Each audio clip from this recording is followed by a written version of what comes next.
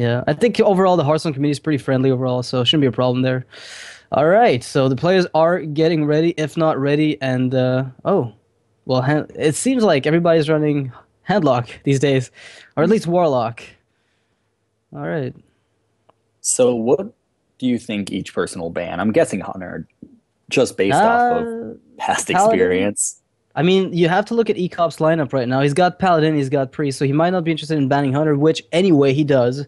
So I was wrong. Apparently, Hunter goes away. Man, I can't wait for 22nd. We're gonna see some new bans in the Mhm. those tournaments. That could be kind of interesting. Now, in this case, right now, I do feel like assuming Handlock and Paladin, we can put them at like 50-50 coin flip for both players. Miracle Rogue feels to me like it has a huge edge on Priest. I So I don't completely know what'll agree. come about. Yeah, I don't know what'll happen with this. So Savjz is starting with his Paladin deck right away. That's a good first pick, Wow, I'd say. I like that. both both decks, Shade of Naxxramas. Hmm. Are they both Paladin though? Oh yeah, never mind. Yeah.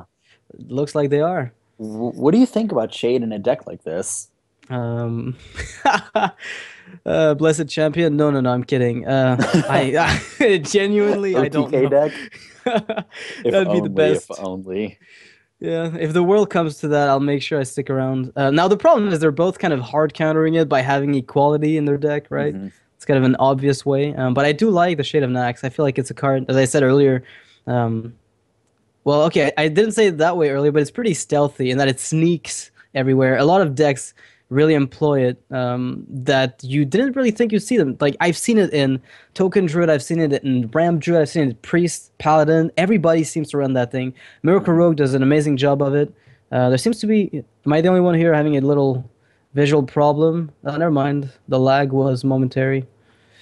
All right, so sorry back at that. So it seems to me like Shade of Nax makes its way into just about every archetype, and I'd It, like to it's see what else can use it. it's I feel like it's a very niche card. There are many times that it can absolutely just change the course of the game. However, there are also times where it's a 3 mana Earthen Ring Farseer that doesn't heal you.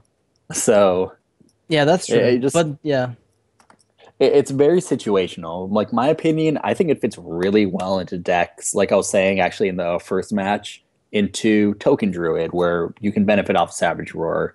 If you have a deck that runs Argus, you can get a free, just more effect off the Argus based off of it. But in a deck like Paladin, I'm actually not sure what its role is. maybe it takes the spot of Zombie Chow in this specific case, where it's aiming to create a tempo swing, but beyond the early game. Because I could see that being the case where Zombie Chow becomes a little bit, I wouldn't say irrelevant mid game, but that's kind of Mhm. what ends up happening. So maybe say Shade of Nax gives you that early game tempo swing back in your favor, as well as a more late game one if you need it. It's basically to me like a minion coin, right? Where it's a card that you have for tempo swing whenever you need it, but until you actually decide to unstealth it, it's just sitting there and accumulating value in a way. Mhm. I love this matchup, Paladin versus Paladin. It's so, I guess, finicky because you don't have the burst, so you have to kind of fill your board enough that you can actually do damage to your opponent. But at the same time, you can never overextend too much just based on the equality combo. Yeah, which is really tricky. And now it's kind of funny to look at this because the Shade of Naxxramas of Savage was actually unstealthed first, which led to him being able to take out a minion with 5 health, which creates a pretty good swing.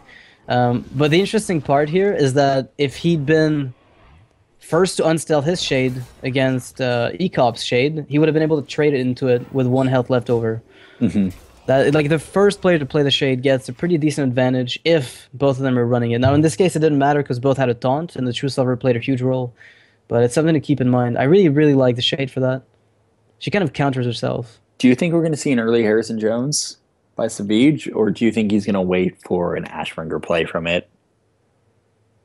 Quite frankly, um, I probably don't play it now because he just tries the Kodo in the 1-1 or a True Silver number 2 or I feel like you might even just go for wild power equality. Yeah, very early, swing the tempo back in his favor. Hmm. That's what he ends up doing. Do you find this questionable? Kind of. Kind. I don't know. I think that's an overambitious use of Pyro combo this early. I think he had an opportunity to actually use his own True Silver, wipe off the Kodo, actually let the Shade bulk up, and then use your big game hunter. Because Paladins just do not run any minions over 7 health most of the time. Yeah, 7 attack. So, generally, like the most you'll see is Ragnaros sometimes, right? exactly, which even recently we haven't been seeing. We can see in Savjz hands, he opted to go with Kel'Thuzad, which I'm excited to see how that's used. Yeah, that you're actually right. I think there's a lot of why not True Silver though? Like, what's the reasoning behind not True Silvering now? Hold on until he finds a Sunwalker or Sledge Belcher to smack into. That could make a bit of sense. I could see that. Because right now, what is this minion? I didn't see it. I didn't see it either. Senjin, I'm gonna guess. Maybe not. Black Knight? Yeah, that's what it is. All right, so Black Knight down or up or whatever. Okay. It's actually a reasonably big swing in his favor. Huge top deck, yeah, and now he's got card advantage as well. I'm curious to see just how good Kel'Thuzad will be. I don't think it'll be as good as we think in this matchup. Yeah. The reason I say that is because of a quality combo. So yes, you bulk up your board with everything that died that turn, but then it's still gonna all die again. You know? Yeah, that's sad. What a sad day to be a Kel'Thuzad. All right, well, yeah, I definitely see how Kel'Thuzad is not as great here, but he could be pretty useful in a control-heavy metagame. He tends to create wins out of stalemates, right? He turns like big taunt lines and healing wars into well, now I have the exact same board I had last turn, now deal with it. But against Paladin, you have a point. If they have equality Wildpower Master, then it's not really relevant anymore. All right, so I think I really like just matching his Guardian of Kings in this position. I don't see any other play. You wipe the board with your, and you even get an extra 1/1 at the end of that, right? Because your extra 1/1 at the end of the turn just. Oh, that's a very early Kel'Thuzad. What? Okay. I guess Savjz is realizing the thing I just mentioned. He's not going to get value out of it. And Ekop says, yeah, well, I'm going to try to. I'm going to try to take it myself. Yeah. Which is interesting, actually. Now, if you're Savjz and you see that come up, what do you do? Do you let it happen? Well, if it's silenced, not so much. Whoa. Okay, so just trying to get a massive tempo swing. Since he's already seen one equality Wildpower Master, he's trying to extend pretty heavily, trying to go for the face here a little bit, put some pressure. But it's kind of awkward leaving a 6/8 body. It's like a big Boulder Fist Ogre alone on the board against an opponent with a full hand. Does the Pyro come down here? I think I would, because then you can follow it up very easily with, actually, wait, he's got no 4-drops or 5-drops to follow this up with. Exactly. Oh, that is... Ekop doesn't know it, but the Savjz position is... Oh, that's... No, I like this. I like this play a lot. This gives... Ekop a card. Ekop a max... that too. Yeah. But it gives Ekop a maximum of a 1/1 off this Sylvanas. He gets a little bit of value. Wow. He could he's thinking about Holy Lighting now or waiting for a Wildpower moment, I'm guessing. That's the only other play, I believe, that he might be considering. Or do you think he's thinking of Aldor Peacekeeping the Sylvanas? Because that could definitely be a possibility, but I just don't see too much value in it. Alright, well, the card is real. Harrison's definitely coming down here. The card disadvantage has been pretty heavy. Ooh. I think Ekop is actually regretting killing that or silencing the Kel'Thuzad right now, because he actually has the chance to... This is a play that I've actually done in the past that I love to do. Equality, run your Sylvanas into the 1/1, sealing the Kel'Thuzad, and then your Sylvanas comes back with full health. Yeah. Well, I was really surprised he silenced her, actually, initially, because I thought he'd just try to get a steal. But he might have been expecting a silence, which would have gone pretty poorly. Question, is Kel'Thuzad a guy or girl? It's a male necromancer from some kind of Warcraft universe thing. I forget what it is. Okay. Maybe I'm wrong. No, it's a lich. Actually, what is it?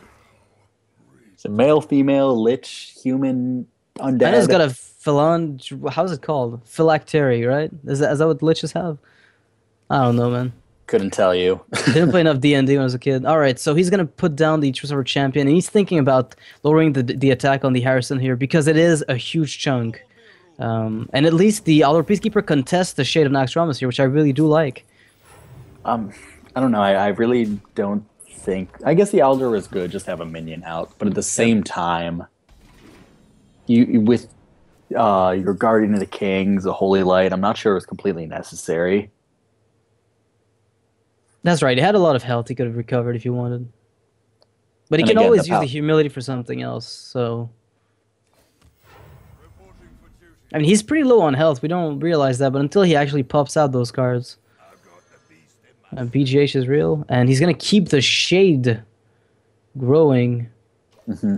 Which in this position, I think makes a lot of sense. He's running out of steam a little bit. It's kind of weird this way in Mirror Match Paladin, because it usually ends up snowballing in one player's favor until the other one can kind of stabilize and rubber band back in the game. It's one of those things where Paladins have that huge propensity to coming back in games that you might otherwise think they've lost, because they've got huge healing potential if they do run Holy Lights.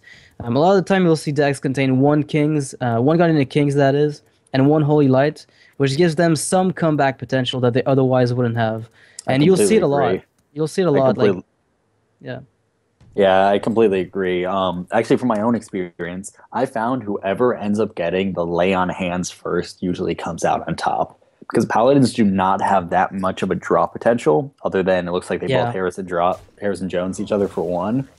So in terms of card advantage, with how like slow each deck is, it's always relatively even. Unless somehow, like again, if one person extends too much, they get pyro equality'd. So it's always just that back and forth until that one person gets a Holy Light, giving them that overall advantage they need to just blow out the other person. Yep, and that's what I think is really interesting about the matchup. And it reminds me a little bit of that, the Shaman matchups, where the exact same thing is true, where both of them don't really have that much draw, but when the first one who actually managed to get like a Mana Tide Totem on the board for 2 turns, all of a sudden, everything is going well in my world, and I can finally do something.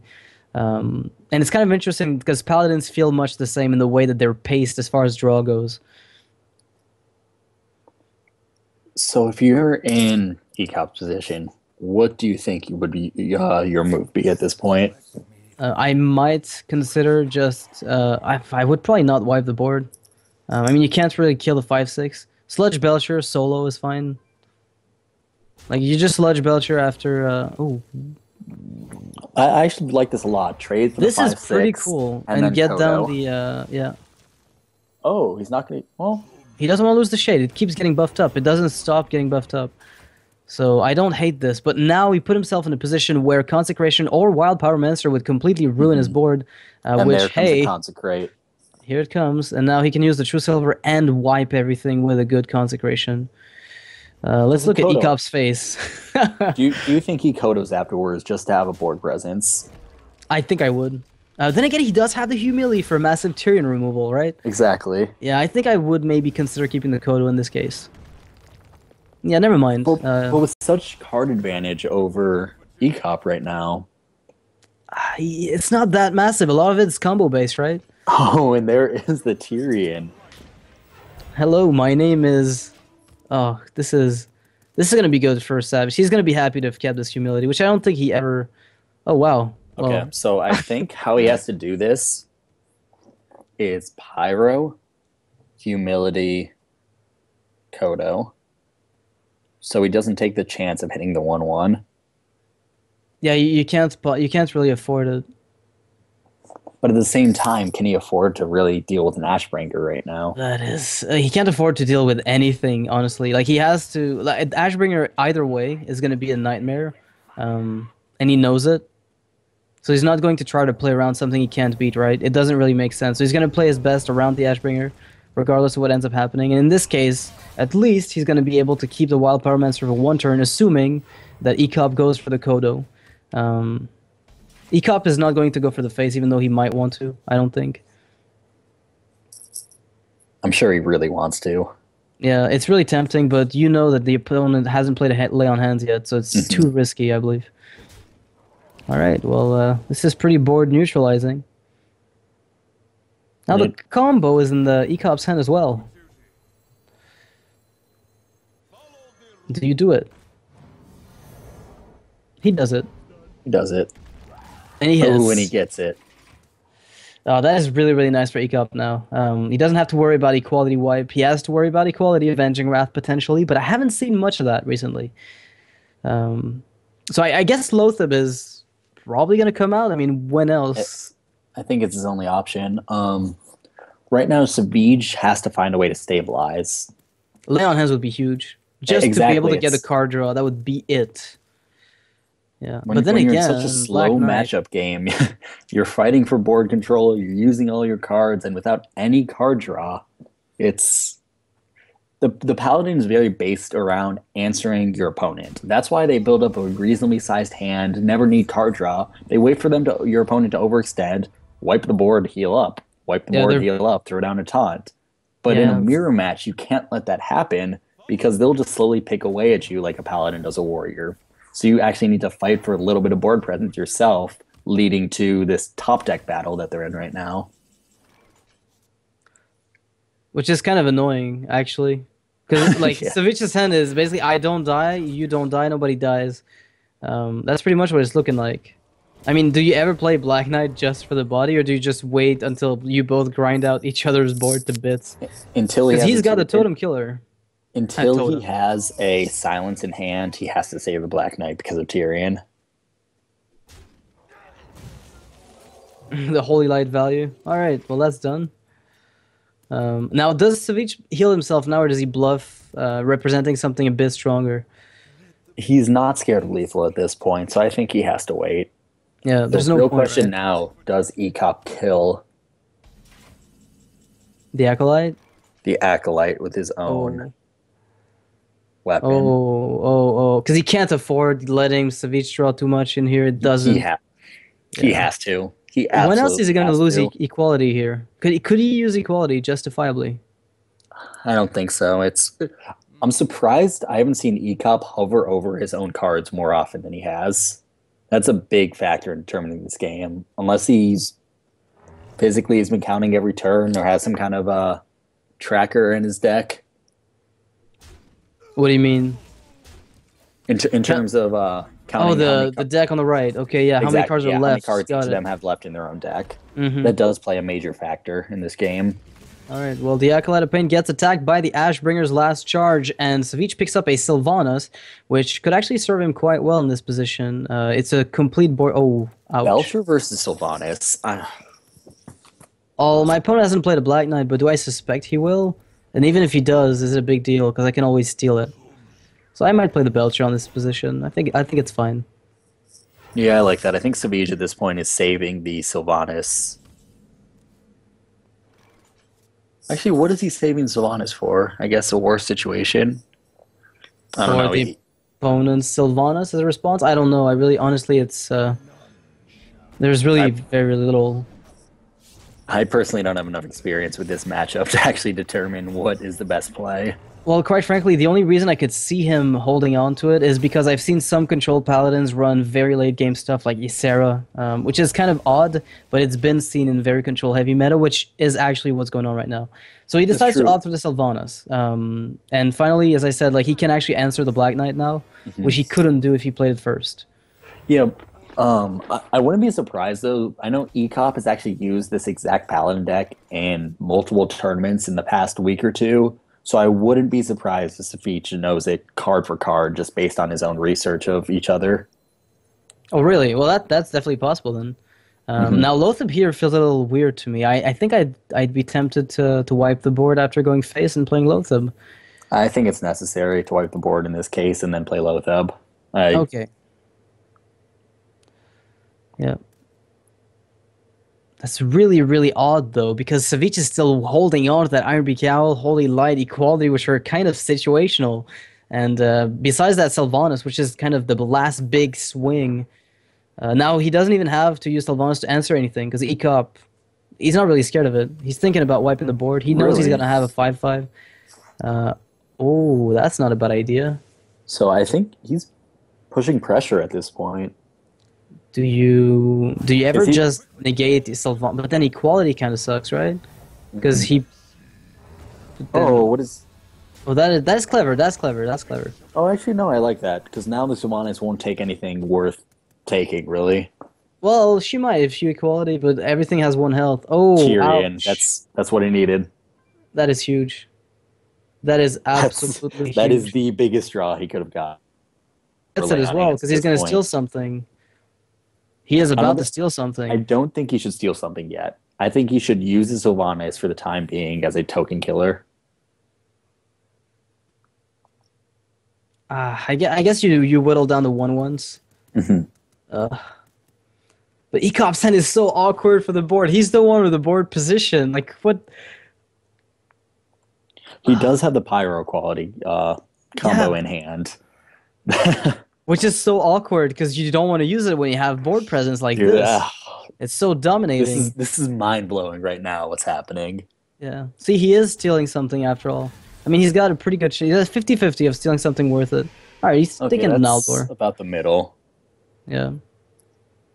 All right. Once a Tyrion comes down, I mean, are we going to see the pyro combo? Not think really. we You can have just 1 plus Lotheb plus 1, and then you can use 5 on the 3/3, and you're good to go. You don't even need the combo. That's the scary That's part. true. But like, it's so awkward to give the opponent 15 damage burst when you've already used your This holy combo light. might just be dead in hand at this point for both Yeah. players.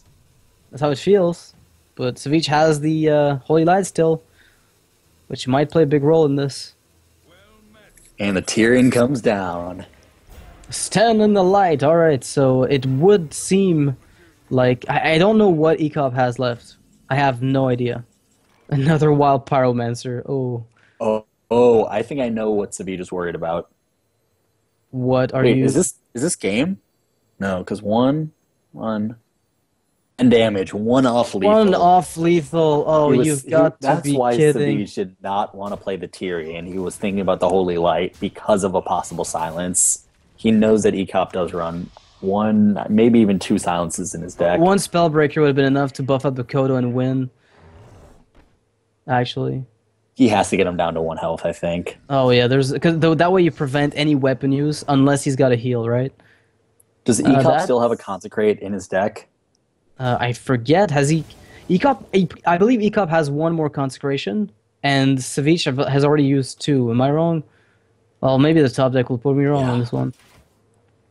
This is absolutely. Oh, he did top deck it. Oh! Ouch! Ouch! Oh. My name is Ekop, and let the salt flow. I'm salted in Dead Sea right now. All right, I think with that, Savjz may have sealed this game. it's not over yet. Lay on hands might help. But Oh, both you're right. players- You're right. Lay on hands would help. It's not over yet. Oh, And he gets it. What?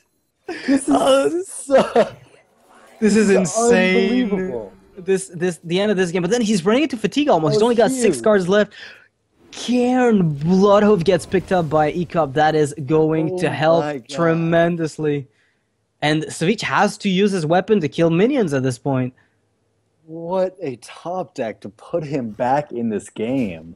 Oh, one turn later, he would have lost a little bit more tempo that he would have felt comfortable with.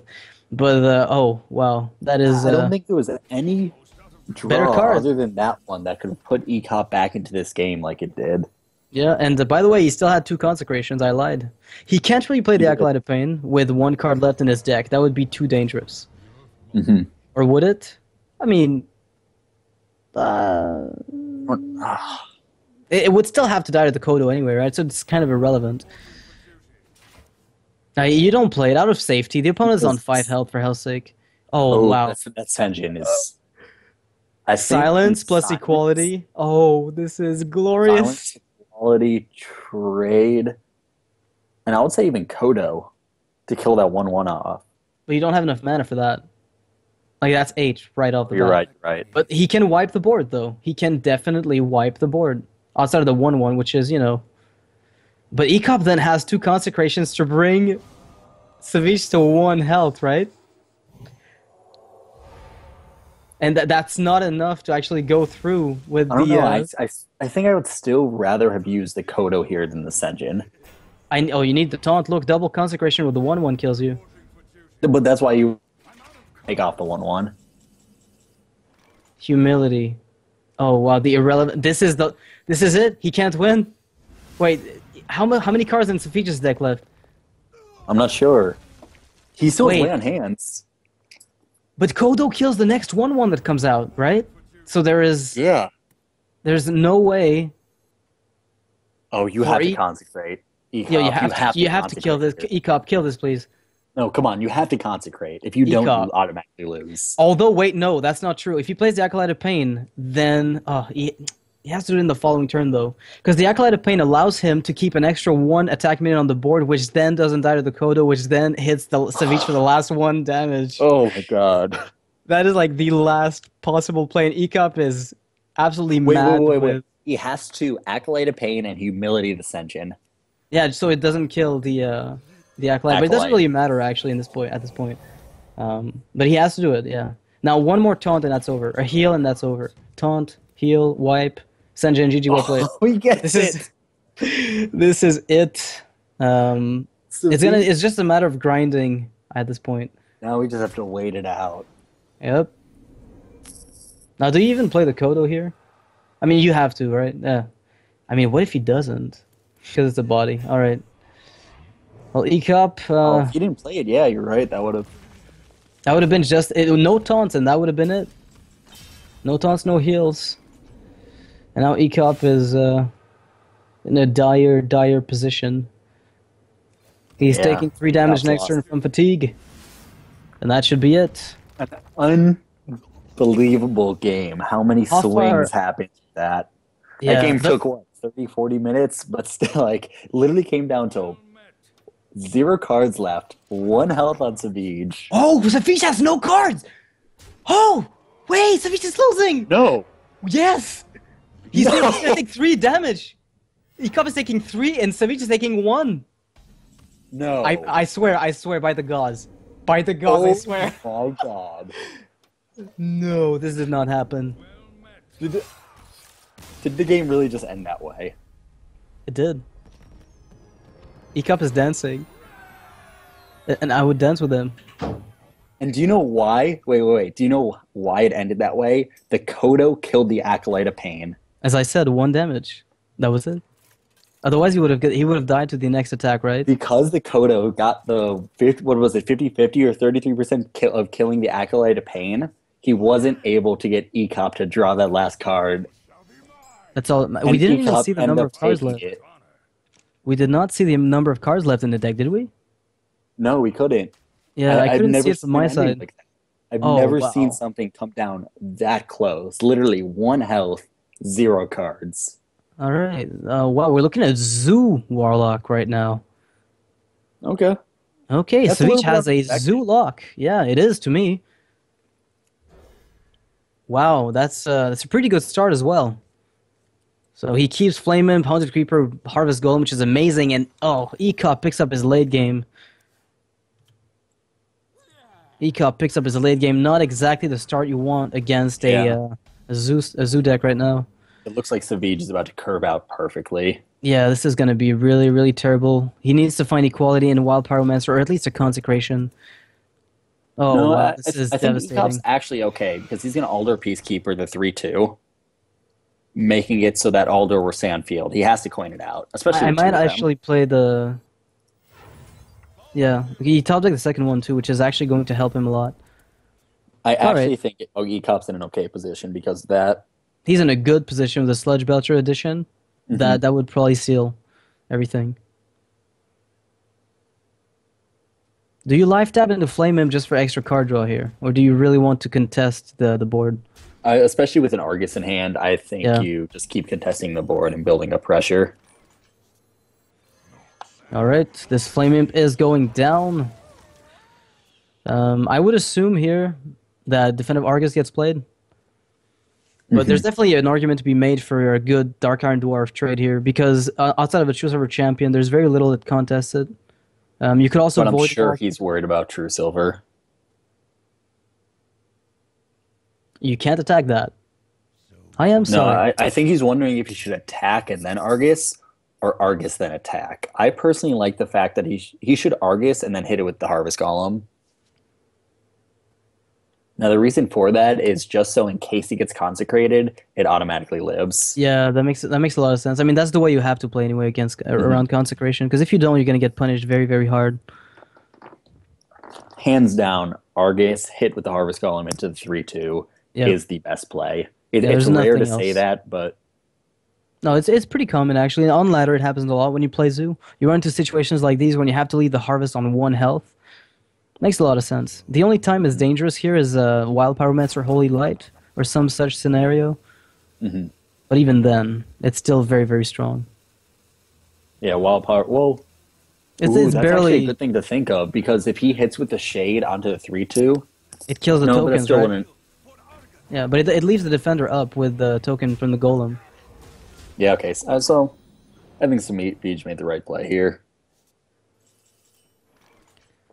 These matchups are ones where I look at the Shade and I know that it'll eventually cause a massive upswing. Because the more it grows, the harder it is, and he's got a Sludge Belch on the back end to actually deal with this. So this is actually really important for the Shade to become at least something like a 4/4 or a 5/5 before unleashing it. You don't think you should pop it in order to get rid of the 2/3? Like maybe if I find an AoE, but for now, I'm not convinced. No, the Shade is best left shady. Yeah, I do like that. What would you recommend for Ekop in a position like this? He had the choice between Alder, Peacekeeper, and Tokening, or Equality for no reason. Equality would have been pretty awful. I mean, he's trading Shade now for the Spider, which... I mean, when you have Sludge and Kodo and Aldor and Equality, I guess it makes sense, but personally I'm not a big fan of it. In this position, I would actually be tempted to Kodo. You get rid of 1 minion instead of trading away 1, but he doesn't. Okay. So the reason for that is, yes, Belcher has a 5 health body and then a 2 health body to get rid of, but by killing the 2/3 with the Kodo, it really acts as the same thing, in my opinion. It does the same thing in the end. The only difference, well, now that's actually really, really bad because it's a 2 minion hit instead of 3 minions. And now Ekop has to try to live until turn 8 for Tyrion, which might actually help him a bit. Consecration here would be a huge draw. Oh, I'm surprised. Or Pyro would even help here. Anything would, actually. Anything that AoEs would be absolutely stellar. Now, Savjz knows that doesn't have it. Black Knight's not going to do it. Yeah, neither is the Sludge Belcher here. It's an early end for Ekop in this game after that longest game of all time. The landslide is real.